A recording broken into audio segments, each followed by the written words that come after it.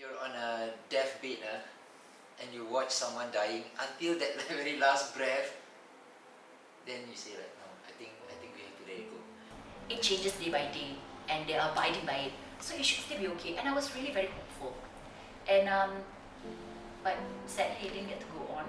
So pretty much what was going through my mind was how to save this. We've been putting a lot of work in it for the past 2 and 3 months prior to the whole lockdown. Kind of realized that there's no way to not cancel. We have to cancel. We've come so close, you know. We were already in theatre. We were about to bump in. We've done so much. We were ready to go. We were about to go on into tech already. And that was when we found out that it was a no-go. We were all talking about it because we had just finished our last full run, and the actors and I were all talking about it with Farid, and they were like, okay, what's the implication of this? And then after that, so we were just talking about the possibilities that we have to cancel. Everyone's just waiting for you to just try every single thing in order to keep it on, because everyone wanted it so much. There was never a moment where someone said like, hey, you know, like it needs to be done, you need to cancel it.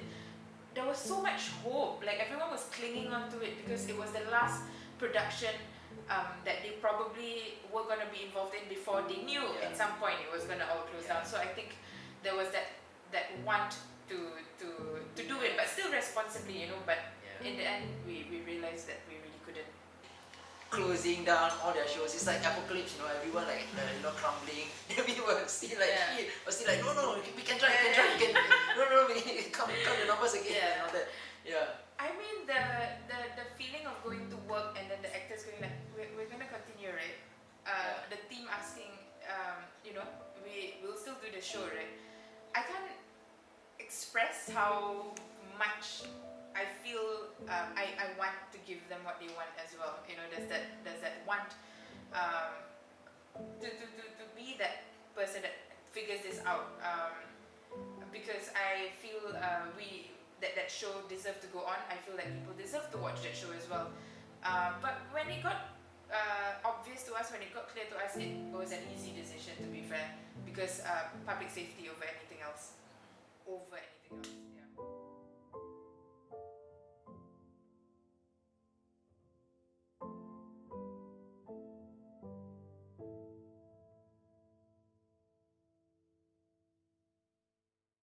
We wouldn't have tried to even figure out how to do this if the designers weren't on board at all. Yeah.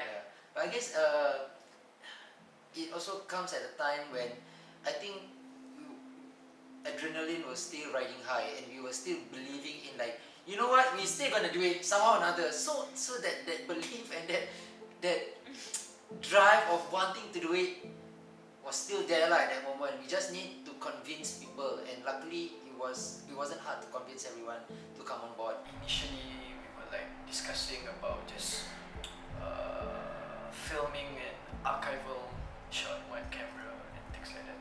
And then I started to feel very precious about the work, and I was like maybe so hopeful. So it's like with the rest of the designers, like we're telling Farid, it's like, let's not do this, because I was hopeful that it can still be staged somehow, someday, and if we were to do that, whatever we've planned will lose the magic. It'll be a waste to let it go just like that. It needs to be archived, it needs to be salvaged, it needs to be saved, even though it's through a different platform. While it's still fresh in our memory, while it's still very fragile, and while we're still in it, and you know, we don't waste it. You know, we perform it still, even though it's gonna be completely different, but at least there's still that sense of you saving, you know, that precious work you've created. We went along, and then they started storyboarding, and then the designers got together, they started talking about how they could convert it and everything, and then the excitement was infectious, and then so from there we were just like, okay, let's go. All ideas are welcome, and let's just see what we can do together. And I am very grateful for Tete Kamatra for allowing the team to do that. And it's just like, like you said, I'm just a sound designer, but I'm just like throwing ideas, like visually, and how things can be directed and all that. And it's like after that, It's like once we have decided, it's like each scene, this scene you're gonna do this treatment, this scene you're gonna do another treatment. So just like, okay, now once we are on site, the shoot to take place, the actual production itself, then we take a step back. Okay, you're the visual media guy, you direct the film. I'm the sound guy, make sure the sound is correct, and all that. Everybody take up their assigned role. But during the ideation and creation itself, it's just like, we are a team. Let's just do this. Because creating storyboard for film is very different from creating the narrative on stage. You see, so the narrative on stage, like I'm very familiar with that, but with storyboard, like there's so many things that I do not know, and I had to learn on the go with the team. Films or for TV, right? What I understand is that they would shoot similar scenes together, scenes that it's not in chronological order. It's not the way we watch it, right? But for theatre, that's how we do it, right? Like it has a start and it has an end. Yeah. But idiots that we Yeah, are. it's like not economical, it's not Yeah. efficient or whatever. Because they will do it in a, okay, let's say this person exists in scene 2, 3, 4, 5. So they shot everything together, then later on then they will like, cut when you edit, then you put, this one no, okay, scene 1 exactly, don't think about other scene. Scene 1 first, then like, do up all the art direction for scene 1, shoot, okay, fine, okay, then move to scene 2. It's really like theatre like that lah. Yeah, so it felt like it was not theatre obviously, but neither was it film. So it was Yeah. a bit of a hybrid, right? And but it was huge learning curve for everyone. Huge. I think Farid dreamt about directing every night just because there was so much that we needed to change, yet so much that we wanted to keep. Yeah. So I'm just glad everyone was super patient with all of us at ICAM. Always have to adjust. So I'm like, but wait, I'm performing a theatre piece, but it's for camera. I have to like minimize certain things. They have to be more subtle. Right? So it's like a lot of the times I'm like doubting myself or like restructuring or replanning my acting process. So for me, I'm a bit nervous to watch because I don't know if my performance is going to be quite inconsistent. So you are clinging on to as much as possible. So even that's why within the film version, we try to retain as much of the theatrical element as possible. I'm not sure whether because we are comfortable with that and that's who we are. Like we live on on the stage version, but at the same time also like it's hard because like it's the moment of no, you can't do it anymore. It's letting go. Then how much do you want to grapple and hold on to, right? Yeah. So that kind of like appear a lot on the digital version, I feel. I guess as a producer, maybe I didn't articulate it, but I felt like it was probably just for archival.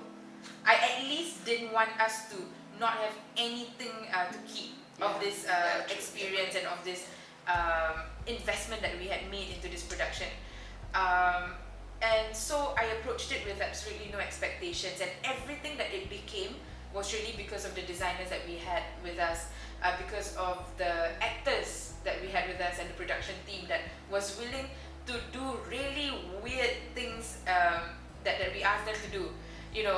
We set up the space in a way that we've never set up the space before. We used my house, we used the blocks around my house, we used the space, we used the Aliwal Art Center's black box. Anything that we could do to make it happen, and that the fact that everyone was just so honest. I can't describe that feeling. If it hadn't been anything but just something that just us could watch, that would have been enough already. Everybody was just reacting to the whole situation with our own lives. So it's like it's quite difficult period time, but then we still managed to do it. And looking back, personally for me, that 1 week, what we have achieved, like almost starting from scratch, it's I don't know how like people respond to it yet, but yeah, I think we did something special.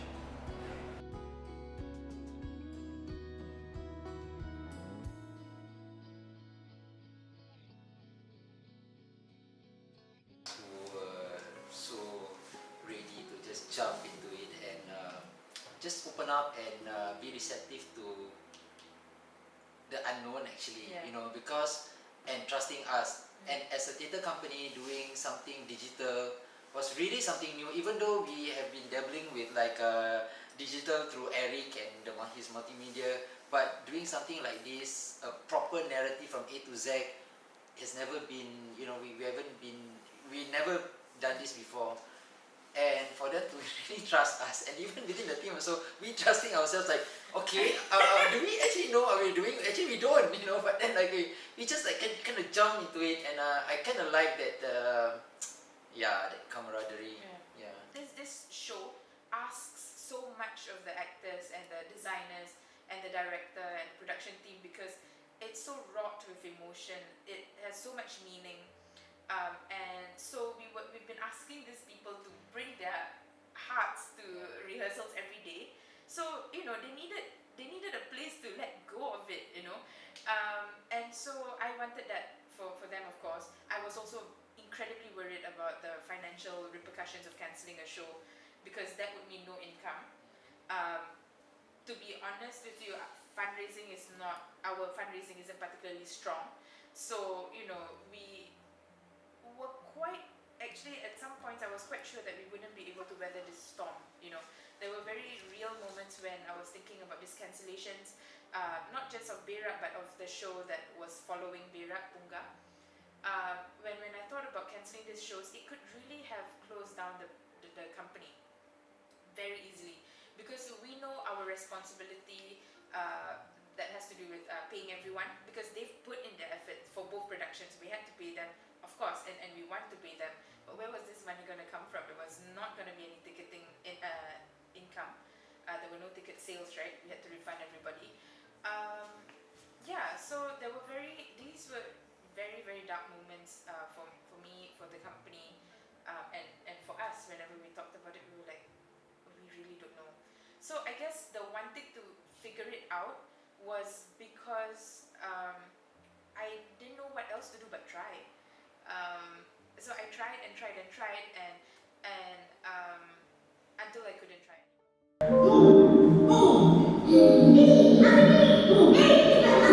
I guess like many other companies, we had this idea or plan of where we would be headed towards in the next few years, but all that's been kind of thrown out of the window. And all I think we are left with is, I guess, the very essence of the company. We still know what we are about, but we are still barely surviving. That's all we're doing right now. We're just trying to survive. I think it's been a really long time since we've been able to sit down to think more strategically about the company. I know it's really needed, but right now we're just really in a firefighting mode. Productions have been cancelled. People need to get paid. We've figured that out. Now, how are we gonna still survive this next few months? I don't think things are gonna change anytime soon.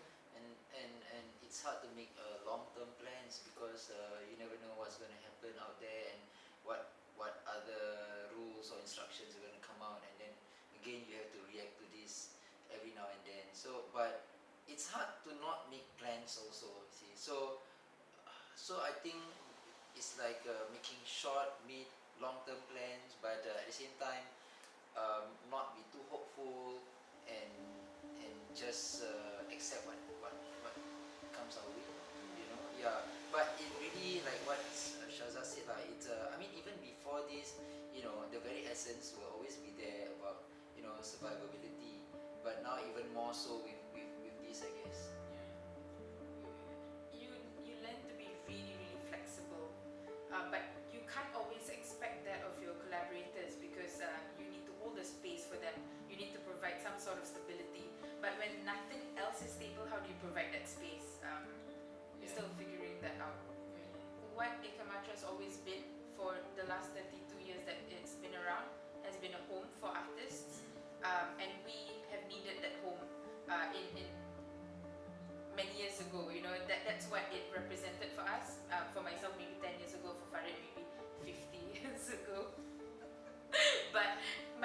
is that now it's our turn to hold that space for other people, right? And that is that's what is keeping us strong still. I think that's what gives us the desire to continue doing what we do, because we need to continue having this home for people. Whether it's a physical space, whether it's a play, whether it's the stories that we tell, and or whether it's just us that we offer to people, you know. Yeah, it feels a bit bleak sometimes, but we know why we're here. We know why we need the company to continue, and that helps. Yeah, but sometimes I also feel like, you know, we always have that kind of like being in a company, it has that social responsibility also. Like you're there to console or to assure people somehow. With every change of hands, from one artistic director to another, from one general manager to another, it serves a different purpose. All along the same thread, all towards the same direction, I suppose. But I guess with our time, we wanted to talk about things that have been discussed before as well. But there were these issues that I think are particularly interesting to us, because the community is also talking about it, and we wanted to give the platform to have that conversation. Yeah. A large part of why we decided to do Bera, it comes in two ways actually, externally and internally. Externally because I think we wanted to understand our community and what goes on, and hear those voices, and really understand these people that hides behind the walls of their house, and we may not know what goes on, and internally also because at that time, like now is for me it is the right time for us to tackle these difficult issues. I think we are more ready now than before, but at the same time also, because we are building that kind of work, that kind of portfolio of the fancy word is transcreation, but I actually like what goes on behind it. Like I think the most important thing is how do you take ownership of such work, of something that is so foreign to begin with, that was originally written not in your language or even your culture, and then you take it and then make it yours. So there's a lot of things that you need to also reconcile with yourself as you are doing it, and understand who you are and all that. And I think that's the greatest part of the transcreation work. And yet it also teases out these universal issues, you know, that happen in every community. And I think wanting to talk about these issues come from our maybe more nuanced understanding of our position in the community, and what why we are here, and what we are doing with our time in this company.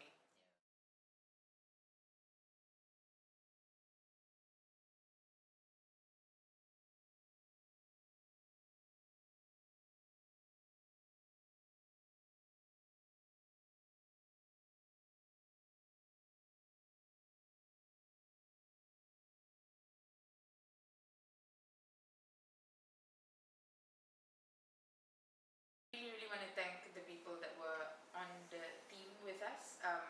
We were really confused going into this COVID period. We didn't know how to handle this better, but we did what we could, and everyone jumped on it with us, and I think we're just really thankful, especially to the actors, to our designers who owned it so much. Like it was theirs as much as it was ours. I think that helped so much throughout this everything. Yeah, that really helped. And our production team, of course, who just did